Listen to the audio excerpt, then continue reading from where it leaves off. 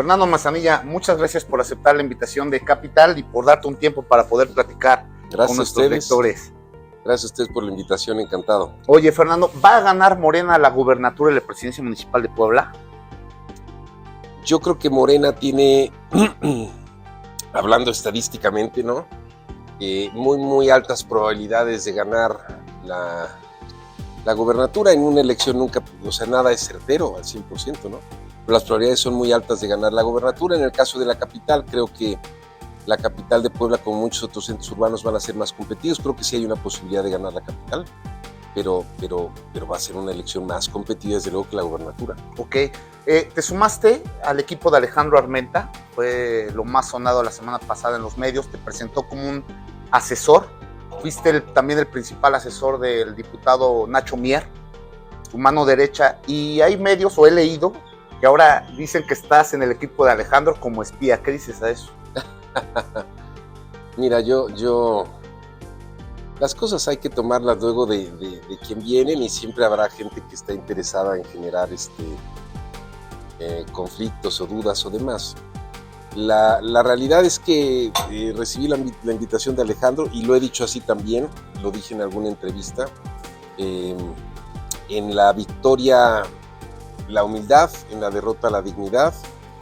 Y yo no tenía pensado participar, digamos, en la campaña a gobernador.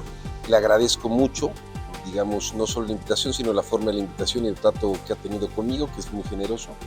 Y por eso, o sea, hay una invitación, y por eso acepté, por la forma, su trato y demás. Creo que además tiene grandes posibilidades de lograr el objetivo, y pues eso siempre anima a uno, el que esté uno impulsando, digamos, un proyecto que tiene posibilidades de cuajar. Me gusta que dices desde un lugar, desde un punto sencillo de humildad, de reconocer a veces las cosas. ¿Qué falta le hace a la política mexicana eso? ¿Ves eso también en Alejandro Armenta? Veo que suma perfiles como tú, un perfil... Es lo que te comento. A ver, a veces cuando ganamos, mira, la política es cíclica. Nunca se pierde para siempre, nunca se gana para siempre, es así.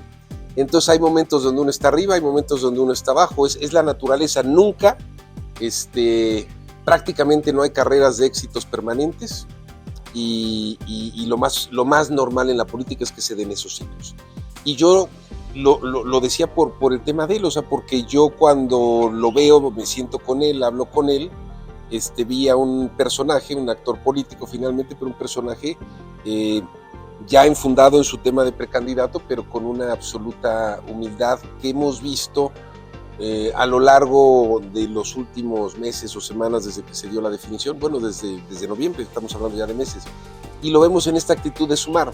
Es como yo he visto a Alejandro, en una lógica de sumar a todo y a todos para tratar de integrar un equipo en unidad. No siempre es posible, pero ese es como lo he visto, y para hacerlo te comento que he visto de él esta actitud pues de sensata, con los pies en la tierra, de mucha humildad, de serenidad, ¿no? No recuerdo, o no me viene a la mente de bote pronto, que alguien haya hecho esa unión, por lo menos entre ganadores y perdedores, por llamarlo de alguna forma. ¿Es una nueva forma de hacer política la de Alejandro Armenta? Pues yo creo que es mira, el PRI en su momento, que fue una gran escuela política, trataba de hacer esos equilibrios, ¿no? Lo hacía como partido, siempre trataba de buscar esos equilibrios. Creo que, y el PRI tuvo cosas muy malas y tuvo cosas muy buenas, y como escuela política tuvo cosas de las que hay que aprender. Yo observo, digamos, digamos, una operación cicatriz, una operación política muy bien hecha y muy bien armada por parte de él. Claro, ese es parte del tema. Primero la construcción de la unidad, y luego hay que salir a buscar el voto, a construir una historia y a ganar. Pero sí, yo creo que a veces en la política se nos olvida y pensamos que una vez que ganamos todo.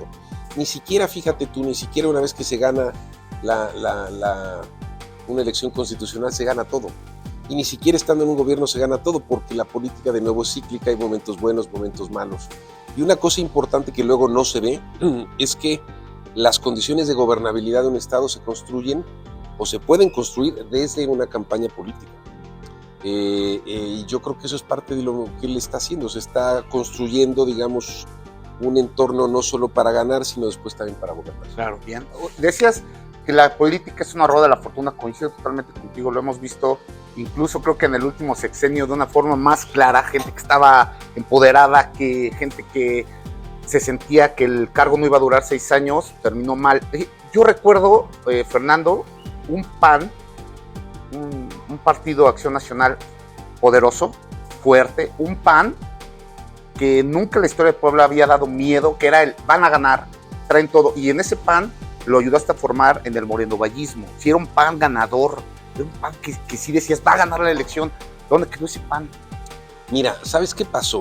Que finalmente Rafael no construyó, como quizás se hizo en algunos otros lados, un PAN fuerte. Construyó un movimiento que se llamó después el morenovallismo, en el cual participaban el PAN, participaba el PRD, participaban partidos locales, incluso hasta Movimiento Ciudadano en aquel entonces, Convergencia primero. Es ese entorno político, Compromiso por Puebla, que era un partido local, Nueva Alianza, esa red de partidos le permitió a Rafael construir un gran movimiento que finalmente estaba soportado por él y por su grupo político y por su gobierno. Pero el PAN como tal, si bien sí se fortaleció, tampoco se fortaleció tanto. Esto lo digo a raíz de que en algunos lados, por ejemplo en Querétaro, en Guanajuato, hay un PAN muy fuerte. En Puebla no era el PAN lo que era fuerte, sino el movimiento que él generó. Okay. Y por eso también pasa, también es parte de la política, ¿no? O sea, fue dominante, digamos, ese movimiento en ausencia de él, después de Marta, de todo lo que viene después, pues ya no hubo ese liderazgo que mantuviera, digamos, esa presencia. Viene un gobierno ya distinto, que fue el gobierno, digamos, de Miguel Barbosa en 2019, y todo eso se empieza a desarticular. Y se regresa a un PAN mucho más, PAN mucho más enfocado en las zonas urbanas, particularmente en la capital, como había sido antiguamente o tradicionalmente el PAN. Pero uno de los temas que hubo es que nunca se fortaleció al PAN como tal. Se fortalecieron muchos partidos, al PAN de alguna manera, pero también muchos otros partidos y muchos liderazgos que no necesariamente eran panistas. Ok, bien. Fíjate que estaba viendo las entrevistas que te aventaste la semana pasada, muy controversiales. En una comentaste que Lalo Rivera, si el gobernador Barbosa no hubiera fallecido, hoy hubiera sido su candidato. Yo he leído en algunas columnas que tú también eras el proyecto de Barbosa, ¿es verdad? No. Que alguna vez lo comentaron y que te dijo que eras tú el que iba a continuar el barbosismo. Fíjate que él comentó algo de eso, pero en alguna entrevista, ¿no? La realidad es que mi relación con él fue muy buena. Yo creo que lo ayudé mucho y en todo lo que pude en el 2018, mucho y en todo lo que pude en el 2019. Y sí, él me llegó a comentar algo de eso en algún momento, pero creo que era parte de su estilo, digamos, pues o sea, si me preguntas, ¿tú le creíste? No le creí, porque incluso sí me dijo, y le dije, oye, senador, le decía yo en ese momento, todavía no era, le dije, te agradezco, pero pues tú seguramente vas a tener que hacer un juego de varios perfiles. No, pero tú, yo sentía que era más como para hacerme creer eso a mí y digamos que yo lo ayudara, de por sí lo estaba yo ayudando, ¿no? Pero sí me comentó algo así, incluso públicamente lo dijo en alguna entrevista. No es algo que yo haya tomado como real, ni creo que él tampoco lo dijera como algo real, ¿no? Y la otra, el tema de la controversia es muy fácil, o sea, porque luego empiezan estas controversias, es muy sencillo. A ver, yo lo que dije es, el gobernador Barbosa fue público también en sus ataques a ciertos actores, fue público en sus ataques. También en sus cariños. A Alejandro Armenta, fue público en sus ataques a Nacho Mier, fue público en sus ataques a mucha gente, incluyéndome a mí, ¿no? Entonces yo lo que dije es eso, o sea, y después también fue claro cuando viene el tema de las corcholatas nacionales y él saca sus corcholatas locales y él dijo, son estas, ¿no? Y yo lo que dije desde aquel entonces es su preferencia está en alguna de sus opciones locales, que no eran opciones a lo mejor que tuvieran todavía un posicionamiento importante, y si ese posicionamiento no lo logran o no logran tener el apoyo para ser candidatos de Morena, yo creo, y además lo dije, y mucha gente, digamos, lo hablaba, y ahora que salió mis declaraciones, muchos me dijeron, oye, pues sí, todos lo pensamos, nada más no lo decimos, pero era obvio que Lalo era un proyecto y una alternativa para él. O sea, pues ¿cuándo Lalo tocó con el pétalo de una rosa a Miguel Barbosa, no? Nunca. Y no lo digo nada más por eso, era más que evidente, pero eso es lo que yo dije. Sí. Los candidatos que él tenía eran otros, y yo creo que si no hubiera él podido poner uno de sus candidatos como candidato de Morena, que era factible que no hubiera podido, creo que él se hubiera echado para atrás y hubiera dicho, bueno, pues ustedes se arreglan y hacen lo que sea. Y al final para él la otra alternativa era la alternativa de Lalo, ¿no? Eso es lo que causó controversia. No entiendo. Mucha gente me ha comentado que está consciente de que así era la situación, pero bueno. Y también critiqué yo el tema de Lalo, o sea, en ese sentido, porque y no es algo reciente, y yo lo aprecio, digamos, es alguien que conozco desde hace mucho tiempo, pero yo siempre decía, a ver, si yo fuera él y yo quiero ser candidato a gobernador, yo tengo que ser opositor. O sea, tienes que ser opositor. Sí, claro. O sea, ¿quieres ganar? Tienes que polarizar y ser opositor. Y él tuvo, yo creo que construir un tema de oposición, no ahorita, desde hace tiempo, y tuvo que haber empezado con él. Simplemente, bueno, pues no es su forma, no es su estilo, ¿no? Y a veces podría ser complicado, Fer, porque en la época de Rafael fue muy mal. Cuando quiso de repente salirse, ¿no? Y otra vez volverte a enfrentar a un gobernador es complicadísimo. Parte de Eduardo. Ahorita ya, porque ya está en campaña. Es complicado, pero la lucha por el poder es complicada. O sea, yo hacía un recuento la otra vez, porque alguna vez Melquiades Morales me dijo, no sabes lo que yo sufrí en ese tema de lograr la candidatura y luego ser gobernador, y no podría haberlo hecho sin el apoyo de mi esposa, y una serie de cosas que me dijo. Y entonces para todos es una gran lucha. Para él, yo de oídas lo escucho. Luego para Marín de alguna forma no era querido por Melquiades, fue perseguido por él. Rafael se tiene que salir del PRI, se va a la oposición, pues también hubo un tema, podríamos decir, de confrontación. Sí. O sea, la lucha nadie te va a regalar el poder. Entonces, pues si estás en esto y si quieres llegar a ese punto máximo, sí tienes que luchar. Y la lucha, pues es una lucha, no siempre es fácil, ¿no? Y es también una lucha, decías, Fer, o contigo mismo. He leído... El propio Alejandro, o sea, viene de fuera, entra a Morena, está ahí, había quien lo quería, quien no lo quería. Vuelvo al mismo tema, o sea, fue público el tema del gobernador Barbosa en términos de lo que él pensaba de algunos actores. Él hizo un gran esfuerzo, y él lo ha comentado, él hizo un gran esfuerzo para acercarse con él, como para tratar de calmar las cosas. Ya luego se empezaron a ver más en público, pero bueno, para Alejandro también ha sido toda una lucha hasta hoy, y todavía le falta el trayecto que sigue, ¿no? Oye, ¿también eras el proyecto de Rafael? No. A ver, desmiénteme. Yo sé que ibas primero en el tema de la presidencia municipal, y en los métodos de Rafael, que te había pedido algunas cuestiones que tú no coincidías en realizar, y por eso se da el rompimiento con Rafael. ¿No eras el proyecto de Rafael? Mira, la eras realidad, hombre de confianza, ¿no? Sí, pero la realidad es que en el momento en el que yo me caso con Gaby, que fue al iniciar el sexenio, pues yo ya políticamente en cualquier juego de sucesión, pues yo estaba ya descartado, y yo lo entendía, ¿no? Ahora sí que prefería el amor a la política, pues sí. Sí, claro.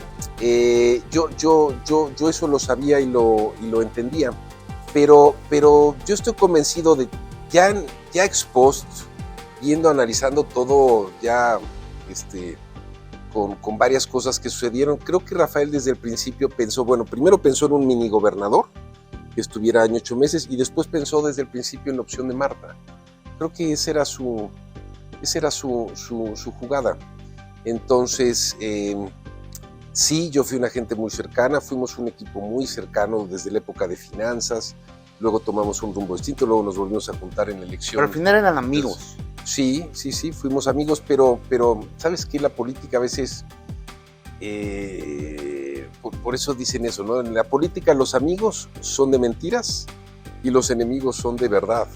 Y es que al final a veces en la dinámica política las diferencias se convierten en diferencias reales. Y yo lo he comentado también, tuvimos diferencias. El pequeño detalle es que él era el gobernador y yo era su empleado, ¿no? Pues sí, y formas distintas de ver la política. Creo que tuvo grandes aciertos, creo que tuvo también desaciertos.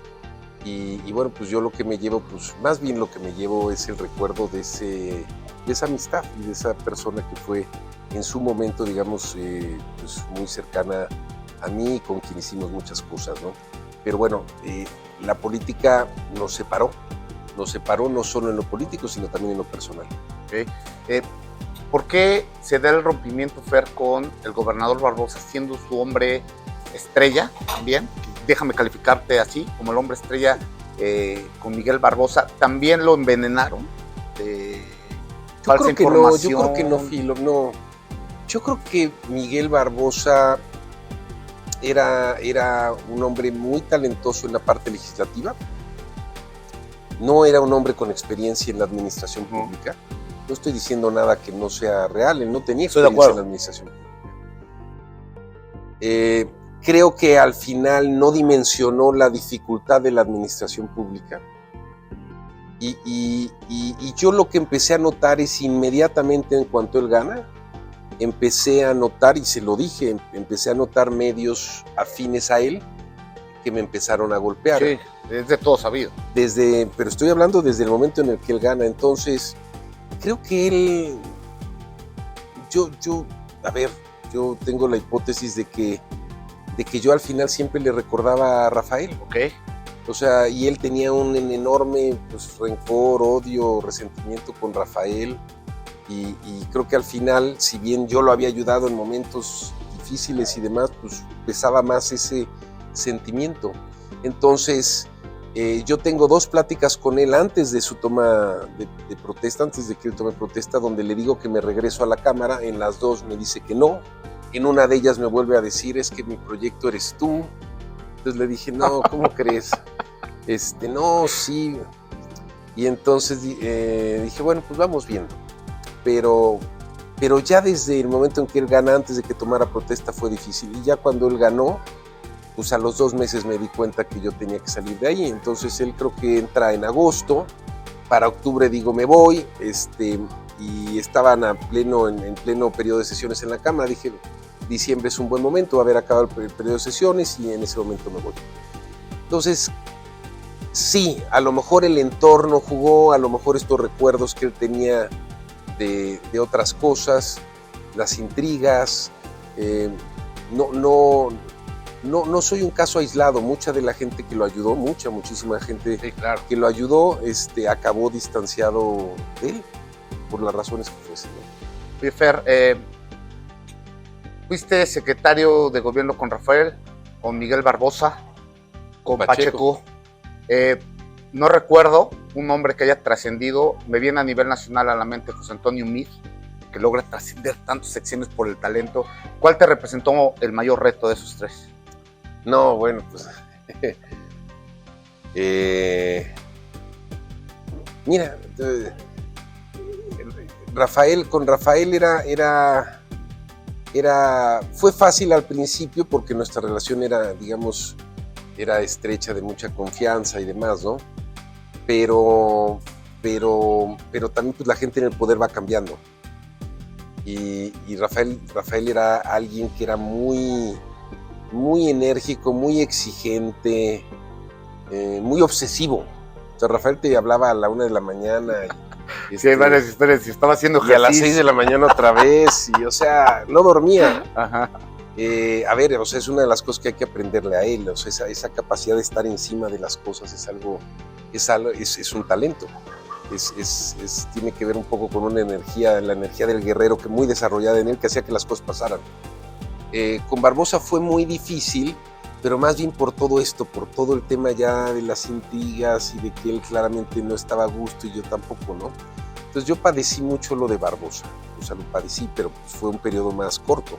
Y con Rafael fue un reto muy fuerte por todo lo que se hacía, todo lo que se hizo, y también por el propio carácter de él, que era un carácter, digamos, no fácil, y que te llevaba, es una de las cosas que yo le reconozco, él te llevaba al límite, y a toda la gente. O O sea, uno de los temas que tenía Rafael era la capacidad de llevar al límite a todo el equipo. O sea, como si fuera un entrenador. Sí. Entonces hacía que el equipo hiciera cosas que nunca se había imaginado que se podían hacer. ¿Sí me explicó? Sí, claro. Ese es un gran talento que él tenía, pero no, por lo mismo no era fácil. Per, ya para finalizar, a mí me quedó muy marcado. Alguna vez te vi una conferencia de el despertar de la conciencia. Mira. Diste una plática de 10 puntos que me marcó, soy honesto. En uno mencionaste que el dinero te podía comprar una casa, pero no un hogar. No sé si lo recuerdas. Que lo habías, me acuerdo de esa frase. Claro. Que lo habías estudiado en Harvard, incluso en una clase te lo habían comentado. Que el dinero te compraba un reloj, pero no el tiempo. Entonces, esa plática fue con mi hijo mayor y me marcó. Y me entendía que eras también un tipo espiritual. Más allá de que pues, estudiaste en Harvard, obviamente Rafael se trataba de rodearse de los mejores. Lo he criticado incluso en algunos textos, a diferencia de, por ejemplo, Eduardo Rivera, creo que él privilegia mucho a los amigos antes del talento. Y quisiera preguntarte, ¿qué quieres que la gente recuerde una vez que tú no estés? Uy, no, pues falta mucho para eso. No, claro, pero ¿qué te gustaría que de repente comentara o que la gente se quedara? Mira, a mí lo que me apasiona es el tema de la felicidad y el bienestar, es lo que me apasiona. Y yo creo que la felicidad tiene que ver mucho con lo que hace o no hace un gobierno. Todos los seres humanos venimos y hacemos todo lo que hacemos, sea consciente o inconsciente. Si tú pediste ahorita un café, yo esto, el agua, o si nos paramos, o si nos metemos ahí a la alberca, o si nos echamos un trago, o si nos vamos a comer, o lo que sea, o vamos a ver una película. Todo lo que hacemos, todas las decisiones, consciente o inconscientemente, pensamos que nos generan felicidad. Pero no necesariamente es así, o sea, la felicidad a veces no es lo que nosotros pensamos. O sea, las cosas pensamos que nos van a dar felicidad, un coche, una casa, pensamos que es una felicidad, digamos, muy momentánea. Entonces, yo creo que el ser humano realmente está bien, se siente bien, cuando realmente está construyendo un camino hacia eso, hacia estar bien, hacia la felicidad. Y creo que los gobiernos y los políticos debieran de entrar en ese debate. Y hay muchas cosas que se pueden hacer desde la política o desde el gobierno para favorecer las condiciones de felicidad de una sociedad. Y por eso estoy aquí, y por eso sigo aquí, y por eso seguramente voy a estar hablando cada vez ya de una forma más clara, más profunda de estos temas. Eso es lo que a mí me apasiona de la política, y es por una parte mi pasión personal, el bienestar, la felicidad, tiene que ver con la parte espiritual también, pero creo que también desde la política se puede trabajar mucho en eso. Y cuando dices, ¿qué te gustaría que recordara la gente? Eso, o sea, que es un cuate que se dedicó a ayudar, a construir para él y para su entorno y para todo lo que pudo, un entorno de más bienestar y felicidad. O sea que te vamos a ver por más otro rato en la vida pública y política de Puebla. Mira, sí, Trump tiene 78 años, ¿no? Tiene 78 años y ahorita se va a lanzar todo otra vez. Sí, o sea, la vida política es una pasión para mí, y cada vez más, la verdad es que sí te das cuenta en un momento dado cómo la madurez sí te ayuda a tener claridad de las cosas. Que me siento en mi mejor momento, mejor momento hasta hoy. Y mientras yo pueda, estaré involucrado en lo público. Y ¿por qué no público? Por esta razón que te digo, porque me gusta impulsar estas ideas. Las empezaré a hacer quizá de forma mucho más pública y mucho más activa que hasta ahora, porque hasta ahora a veces como que esa ha sido mi parte privada y lo público es la parte pública. Yo creo que cada vez más vamos a ver que ambas convergen en lo mismo. Pues Fer, te agradezco muchísimo el tiempo para platicar con la gente de Capital. Gracias a ti, gracias a ustedes.